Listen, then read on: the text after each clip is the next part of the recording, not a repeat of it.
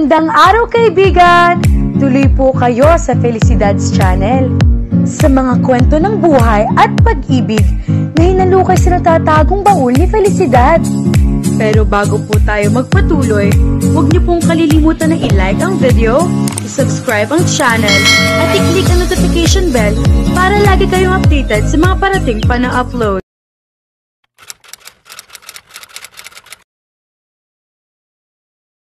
No matter how much Shane hated to admit it to herself, sa puso niya ay nandoon pa rin ang munting kagalakan na kahit ano pang pang-discourage ang gawin niya kay Midel, hindi pa rin ito sumusuko sa pagkumbinsi sa kanya. Ngayon ay nagpadala na naman ito ng mga bulaklak sa gift shop niya. Actually, 1 linggo na nitong ginagawa iyon, pero palaging bulaklak lang ang dumarating sa kanya. Hindi ito nagpapakita. Hindi niya tuloy alam kung anong mararamdaman. It was funny. Really, dati ay siya ang habol ng habol dito. Kahit magmukha siyang stalker, ay wala siyang pakialam basta makasama at makausap lamang niya ito. Kahit nagagalit na ito sa kanya at itinataboy siya nito palayo, sige pa rin siya. Now, everything turned upside down. Ito na ngayon ang sumusuyo sa kanya. Sa gabi tumatawag ito para kumustahin ang araw niya. Sa umaga ay tumatawag pa rin ito para sabihin okay lang ito, kahit hindi naman niya itinatanong, at mag-ingat daw siya sa mga lakad niya.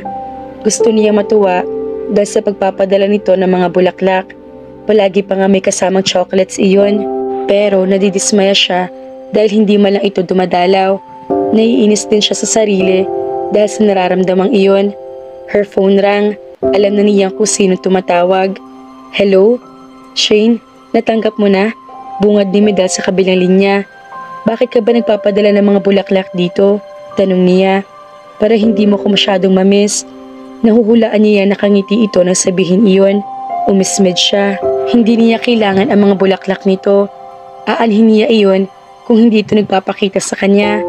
I'm just busy with something, he said. Pero malapit na itong matapos. Ano pang pinagkakaabalahan mo? Tanong niya. Making your fairy tale wish come true, he said. Napakagatlabi siya. She stopped believing in fairy tales. Kung iyon lamang dahilan nito sa pag-aabala nito sa sarili para sa kanya, mabuti pang tumigil na ito. I don't believe in fairy tales anymore, Midel. Kaya tigilan mo na yan. Wait, pinutol na niyang linya bago ulit ito magsalita. She didn't need a fairy tale. Bakit pa hindi nito maisip na itong kailangan niya? He loves you. Ah, okay, sagot ni Shane sa sinabing iyon ni Mara. Nasa loob siya ng kanyang silid at nagbabasa ng paperback nung pumasok ito at magkwento tungkol sa kuya nito. Narinig mo bang sinabi ko? Tanong nito. Yes, sagot niya hindi natitinag sa binabasa. You said he loves me. Oo, wala ka bang ibang reaksyon? Napapalatak na isinara niya ang babasahin. Hindi rin niya maunawaan ang binabasa, so why bother pretending? Alam mo, hindi na bago sa akin ang tungkol sa bagay na iyan. Ilang text messages na bat notes ang pinadala nito sa kanya na may ganoong mensahe. And you don't care? Gulat at tanong nito. Hindi totoong sinabi niya. It was all because of the legend anyway, she bitterly thought. You don't believe that? Mara conclude. No, he said he loves you. She stressed. Ipinato niyang libro sa kama. Not everything he says is true. It seemed true. Pagdiriin pa rin ito. Looks can be deceiving. Pamimiloso po niya. He's serious. You can't fake that. He loves you. Love is... Natigilan siya. Love is what? Love is a superficial thing. Like destiny. Alam mo wala nang patutunguhan itong usapang to. Tumayo na siya mula sa kama pero pinigilan siya ng sunod sa sinabi nito. How can you say that? Mara exclaimed. Dati, ikaw ang inspirasyon ko sa paniniwala sa true love at destiny. Pero ngayon, iba nang sinasabi mo. I was enlightened. Ano ka? Si Buddha? Naasar na wika nito. Bakit ka ba nagkakaganyan? Nababahalang tanong nito. Nanatiling blank kong kanyang ekspresyon. Akala ko ba mahal mo siya? Ngumiti siya ng mapait. Sa palagay ko, hindi ko naman talaga siya minahal. Aniya, subalit ang puso niya ay humihiyaw ng protesta. He was right. It was foolish to believe in fairy tales and legends. Buong buhay ko, naniwala ako na matutupad sa akin ang alamat. Masyado akong nabulag sa pantasya. Hindi ko na tuloy alam kung ano ang kwento sa totoong buhay. And I mixed them up perfectly well. Kailangan pa niya isampal sa akin ang katotohanan na ilusyon lamang ang destiny, isang alamat. It's just an illusion that will never ever come true. But now, he's telling you how he feels. Don't you think he believes you now? I said it wasn't true. Malungkot at tinignan siya nito. Nagbago ka na. Malungkot na umiling din siya. Minsan, nauuntog din ang puso at natatauhan. Forgetting Medel was not easy, but losing her necklace was a start. Shane lay on her bed one Saturday evening. Humihinga pa naman siya at buhay pa. Pero bakit pakiramdam niya ay may isang napakalaking bagay na nawala sa kanya. Gumalaw ang mga kamay niya at nagtaka na hindi makapang-hinahanap ng kanyang mga daliri. She realized why. Nawala ang kwintas niya. Maybe that was what was missing. Surely her grandmother would kill her if she found out. She took a breath and shut her eyes. She could see the image of her necklace in her mind. It seemed so near. However, she could never touch it again. It was gone now and she could only see it in her mind. Just like her fairy tale, they were both out of her reach now. Naimulat niya mga mata na makarinig ng katok sa pinto. Pumasok ang mommy niya. May naghahanap sa iyo sa ibaba. Humunot ang noon niya. Gabi na at wala siyang inaasahang bisita. Bumangon na siya. Sino po? Si Medel. Nanunuksong umiti pa ito. Hindi niya pinansin ang tingin iyon ng mommy niya, although na-excite din siya dahil nagpakita ng ulit sa kanyang binata. Ano kayang kailangan nito? Na makaharap niya ito ay hindi na siya nagpalikoy-likoy pa. Anong kailangan mo? He still looks so handsome. He could still make her jump like crazy. For you, nakangiting inabot nito sa kanya ang isang punpon ng pulang rosas na itinatago nito sa likuran nito. Nagniningning din ang mga mata nito. Bulaklak na naman. Sawang-sawa na siya sa mga bulaklak na padala nito. Sinimangutan niya ito at hindi tinanggap ang bulaklak. His smile turned into a grin. Nagtatapo ka pa rin ba dahil ngayong lang ako nagpakita? She scoffed. Napaka-presumptuous nito. Kahit iyon ang totoo ay hindi siya aamin. Ito na ang naglagay ng bulaklak sa mga kamay niya.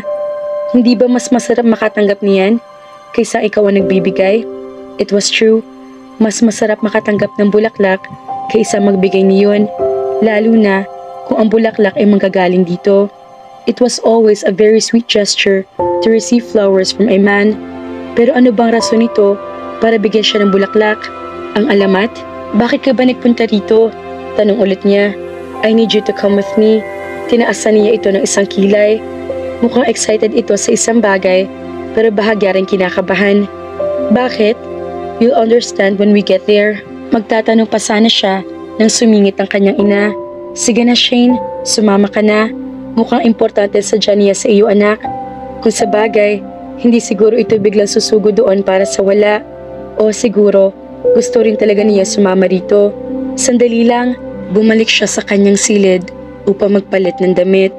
Na makababang muli, ay sumakay na sila sa kotse nito. Sa isip ay naglalarong isang tanong, saan kaya siya nito dadalhin? Napasinghap ng malakas si Shane. She couldn't believe what she was seeing. Everything around her was like a dream. I'm sorry if it took a while. Mahirap kasi maghanap ng gazebo sa gitna ng dagat. So I just made you one, sabi ni Medel. Namamangha pa rin siya sa nakikita. It was the picture of her fairy tale, a gazebo in the middle of the sea and with lots of flowers floating above the water. Bawat bungkos ng bulaklak ay nagliliwanag dahil sa maliliit na kandila nasa ibabaw ng mga iyon. Dahil madilim na ng mga oras na iyon, para mga bituing nakalatag ang mga iyon sa malawak na dagat. Iyon bang ginagawa nito noong mga panahong hindi ito nagpapakita sa kanya? Hindi siya makapaniwala na naaalala pa pala nitong sinabi niya fairy tale wish dito noon. Come, iginiya siya nito patungo roon. May mga bato ng sisilbing daan para makarating sa gazebo na ginawa nito. Inalalayan siya nito hanggang sa makarating sila doon. The sight was even more beautiful. Napapaligiran na sila ngayon ng mga nagliliwanag na mga bulaklak. Ang langit ay punong-puno rin ng mga bituin. I believe this belongs to you. Inilahad nito ang kamay. Ang kanyang kwintas, her own destiny necklace. Manghang napatingin siya dito. How did you? I was destined to find it, he said simply, so I could return it to you. Hindi pa rin siya makapaniwala na nahanap nito ang kwintas niya. Ang akala niya hindi na niya iyon makikita kahit kailan. You left it in the hospital, he explained. Fortunately, yung doktor mo nakakita nito. May I? He asked, pointing at the necklace. Tumango siya tumalikod. Habang isinusuot nito iyon sa kanya, pinagmamasdan niya mga nagliliwanag na bulaklak na napakalibot sa kanila. It was like living her legend. Nang ma-realize niya ang bagay na iyon, natigilan siya. Medel? Hinarap niya ito. Are you doing all of this because of the legend? He seemed surprised by her question. He shrugged his shoulders but smiled. I don't know. Maybe. Bumagsak ang kanyang mga balikat. Tumungo siya. She knew it. She should not have hoped too soon. The legend, it was just ruining her life. But there is one thing I'm sure of. He held her up and stared into her eyes. His eyes were soft-chinned and full of warmth. I'm doing this for you because I love you. I'm doing this because I want you to believe that what I feel for you is real, that it's not just because of an old ancient history. You make me happy, Shane. It's a real emotion I feel whenever we're together, not just a fantasy. To me, you are real. I can feel you and I'm holding you right now. He held both of her hands firmly. You were never a part of a fantasy because, Shane, you are my reality. Kung bahagi man tayo ng isang alamat, then so be it. If you are, then I'm glad. I love you, not because of the legend, but because I just do. Destiny has nothing to do with it, or the legend of the necklace. What I feel for you is real, and it's all in my beating heart. Hindi siya makapaniwala. Nagtatapat si Medel ng pag-ibig sa kanya. It was not just because of the legend. Her eyes turned misty. You mean that? She asked with so much hope in her heart. Of course. He hugged her tightly. Of course, Shane. I love you so much. And I'm not gonna joke about that. Isinubsob niya mukha sa dibdib nito. Ang saya niya. Pakiramdam niya ay hindi na kasya sa puso niya ang kaligayahang kanyang nararamdaman. Punong-puno ang puso niya at pakiramdam niya ay sasabog na iyon. Medel returned her necklace and granted her fairy tale wish. He was offering her his love. She stayed in his embrace for a while and breathed in his masculine scent. I love you too, Medel, pahayag niya. Because of the legend? Tila nangangambang tanong nito at bahagya siya inalayo sa katawan nito upang tingnan siya. She wanted to giggle at the sight of fear in his eyes. Because I love you, she answered. Destiny or not, I love you. Because you are real and not a fairy tale. Because you brought my fantasy into this world. A fantasy that I could touch and hold. With you, he seemed satisfied with her answer. He smiled. Bumaba ang mukha nito sa kanya. I love you, Shane. I love you, Medel, she mumbled as she kissed him. Again, she felt the magic she felt whenever their lips met. She slid her arms around his neck. He tightened his hold on her. We've had a long journey, she said, after that earth-shattering intense kiss. Na, it was nothing. Umingo siya. Ganyan ka kasi halos ako naman lahat ang gumawa ng paraan na ligawan ka. Kunwari, reklamo niya habang nakasampay pa rin ang braso sa mga balikat nito. Nanatili rin nakayakap ito sa kanya. Baby, kung ligaw lang gusto mo, kahit habang buhay liligawan kita. Kangiting saad nito. Bola, it's true. Basta ba pakasalan mo muna ako? Napatitig siya rito. Are you serious? Hell yes. I don't care about destiny or legend. I just want you permanently in my life. Her smile widened. He may not be her destiny, but he was her true love for sure. Wasn't this more than a fairy tale? I want you in my life permanently too. Kahit anong mga paniniwala mga kafelisidad, basta may matibay na pagmamahalan, sa bandang huli, kayo pa rin ang magkakatuluyan. Muli po, ang walang hanggang pasasalamat sa aming mahal na taga-subaybay. God bless po!